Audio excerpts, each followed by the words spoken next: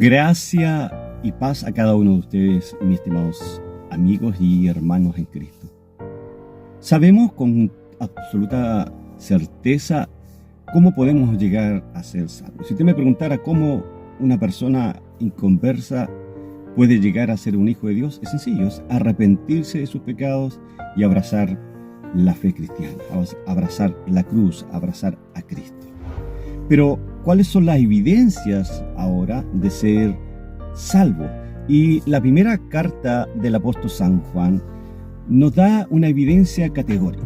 Particularmente el capítulo 5, versículo 13 de esta primera carta nos dice: estas cosas os he escrito a vosotros, que creéis en el nombre del Hijo de Dios, para que sepáis que tenéis vida eterna y para que creáis en el nombre del Hijo de Dios. Es increíble cómo la propia Biblia nos da respuesta de cómo ser, las evidencias de ser una persona salvada. Imagina que un día despiertas y encuentras una carta escrita especialmente para ti, asegurándote de que tienes vida eterna. ¿No sería eso asombroso, maravilloso? Bueno, eso es exactamente lo que el apóstol Juan hizo cuando escribió esta epístola. En un mundo donde muchas dudan de su salvación y otros son engañados por doctrinas falsas, Juan nos da una serie de pruebas contundentes y claras para saber si realmente somos hijos de Dios.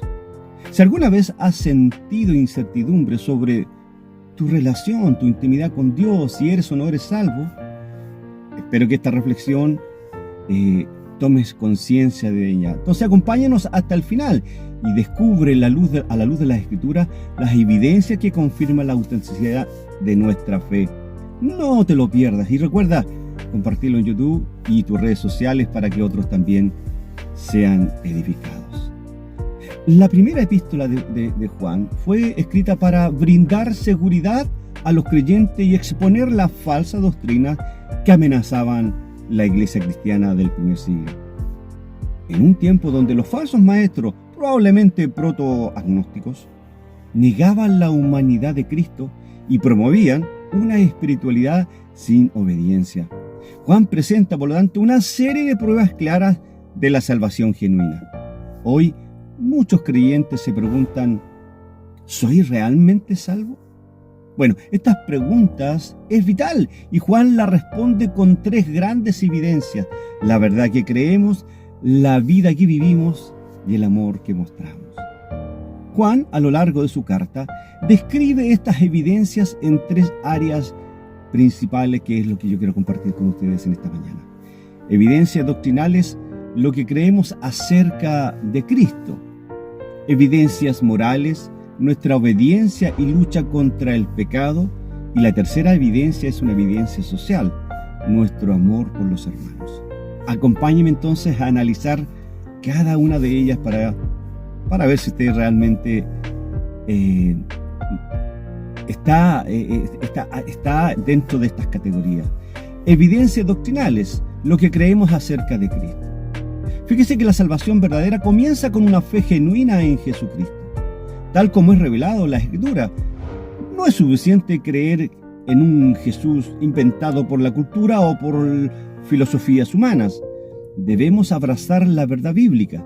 Hay algunos versos muy claros, ¿cierto? Versos bíblicos que nos hablan de esto. Primero, confesión de que Jesús es el Hijo de Dios y el Cristo. Esta carta, 1 Juan 4:15, nos dice: todo aquel que confiese que Jesús es el Hijo de Dios, Dios permanece en él y él en Dios. La misma carta, capítulo 2, los versos 22 y 23 dice: ¿quién es el mentiroso sino el que niega que Jesús es el Cristo? Este es anticristo, el que niega al Padre y al Hijo. Imagina por un minuto a una persona que dice ser cristiana, pero cree que Jesús fue solo un maestro moral. Según Juan, negar la identidad plena de Cristo es evidencia de no haber nacido de nuevo. En cambio, el verdadero creyente, el verdadero cristiano, confiesa con seguridad de que Jesús es el Hijo de Dios y el Salvador del mundo. ¿Creo que Jesús es el Hijo de Dios y el único Salvador? Una pregunta que te tienes que hacer para reflexionar en este primer punto. ¿Estoy dispuesto a defender esta verdad aunque sea impopular? Le hablo a los jóvenes. Otra cosa que es importante es permanecer en la enseñanza apostólica. La primera carta que estamos analizando, 1 Juan 2:24, dice: lo que habéis oído desde el principio permanezca en vosotros. Y la segunda carta del apóstol San Juan, el versículo 9: cualquiera que se extravía y no persevere en la doctrina de Cristo, no tiene a Dios. Pablo, un joven universitario, como muchos de ustedes, asiste a un curso donde se niega la resurrección de Cristo. Aunque es impresionado y además lo presionan, él sostiene firmemente la verdad bíblica. Esta firmeza es una señal de una fe genuina que permanece en la verdad apostólica. Déjame hacerte unas preguntas. ¿Persevero en la verdad bíblica aun cuando otros se desvían?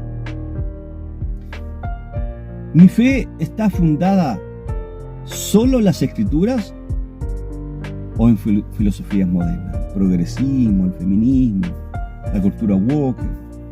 Veamos ahora evidencias morales. La obediencia y la lucha contra el pecado, que es la segunda evidencia. Fíjate que la fe genuina se refleja en una vida transformada. No se trata de alcanzar la perfección, sino de un cambio continuo y permanente y una lucha activa contra el pecado. El verdadero Hijo de Dios, aquel que ha nacido de nuevo, no puede vivir de manera persistente en la desobediencia sin experimentar convicción y arrepentimiento. Esta es una de las evidencias más tangibles de la obra regeneradora del Espíritu Santo en nuestra vida, lo que significa que es hijo de Dios.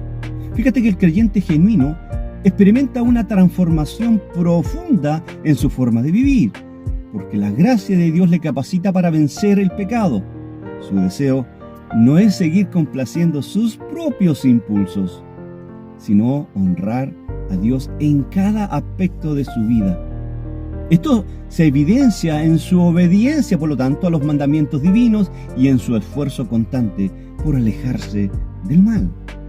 Si alguien de ustedes dice ser cristiano, pero no muestra un cambio en su estilo de vida, su testimonio queda en duda.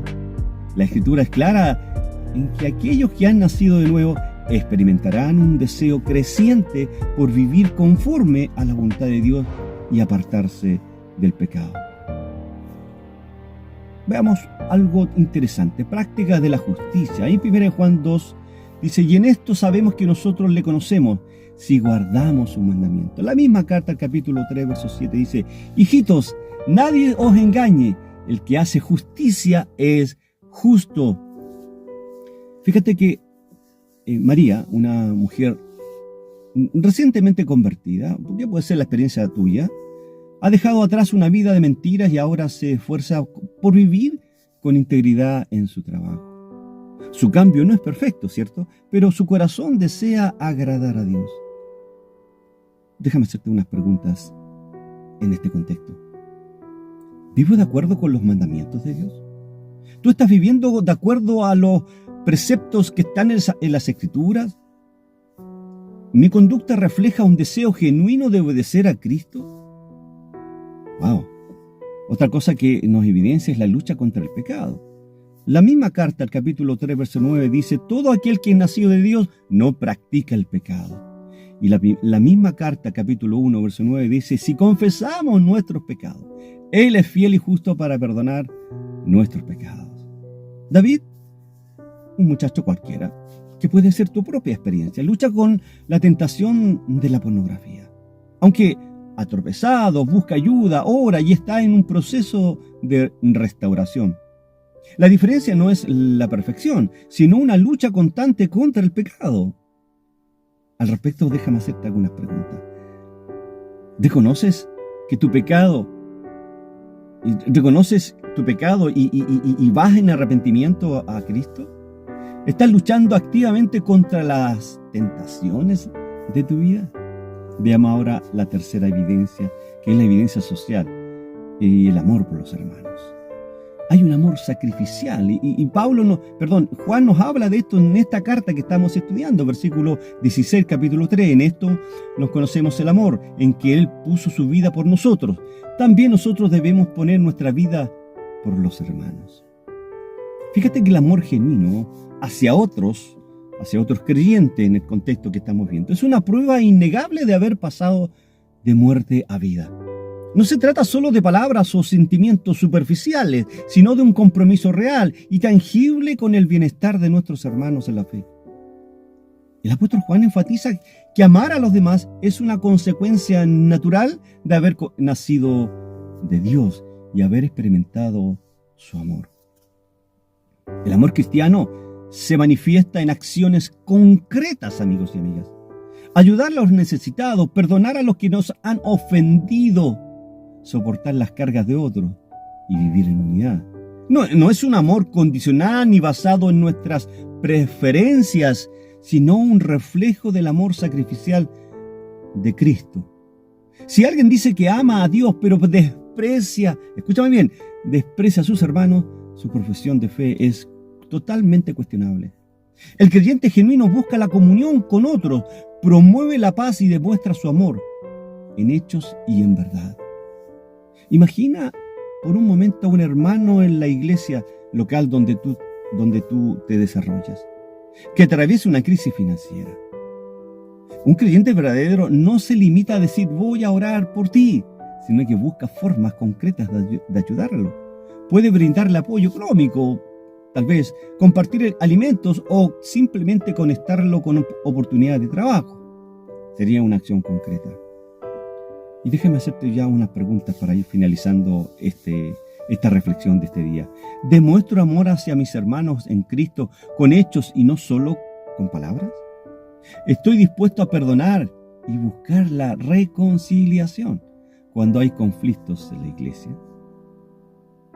¿Veo a mis hermanos en mi iglesia local como mi verdadera familia espiritual?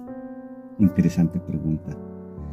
Ya para finalizar este estudio de hoy día, o esta reflexión, la seguridad de nuestra salvación se refleja en tres evidencias que ya analizamos. Evidencia doctrinal, ¿cierto? Cuando confesamos la verdad de Cristo, cuando nos arrepentimos y llegamos a Cristo, creemos que Él es Dios sobre todas las cosas. Hay la evidencia moral, vivimos en obediencia y luchamos contra el pecado. Y la evidencia social, amamos a los hermanos en la fe y mostramos su amor genuino.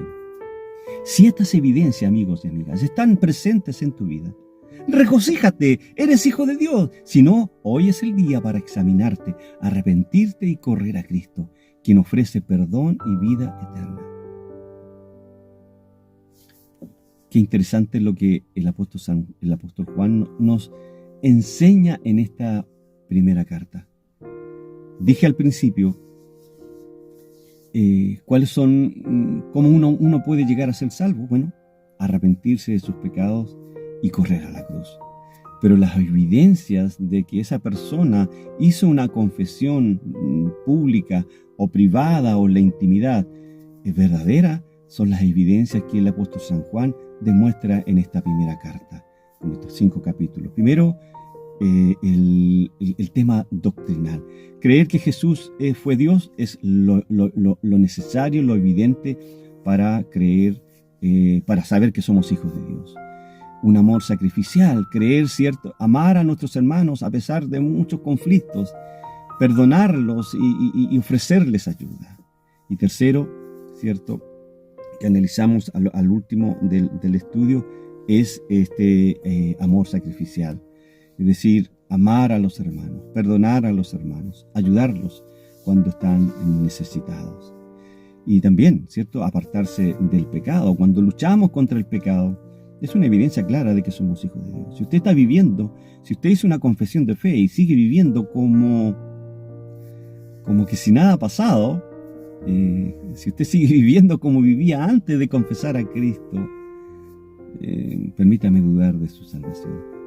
Pero si usted confesó a Jesús y todos los días lucha contra el pecado como yo lo hago, Cristo sigue trabajando aún en mí. Y si usted es un hijo de Dios, Cristo sigue trabajando aún en usted. Bien, Dios le bendiga y espero que este estudio, esta reflexión de este día jueves, día viernes me parece que es, pueda servir para que usted pueda llegar, pueda levantarse, ¿cierto?, de la situación que se encuentra y puedan en el fondo confesar a Jesús como su Salvador. Y aquellos que lo son y están dentro de estas evidencias que la Biblia habla, no es algo que a mí se me ocurrió. La Biblia perfectamente habla en la primera carta del apóstol San Juan, que la invito a leer, son 5 capítulos. Y este estudio que desarrollé anoche acá en mi casa de descanso, les puede servir. Dios les bendiga. Gracia y paz a cada uno de ustedes. Y nos vemos en otra cápsula teológica. Chao, chao.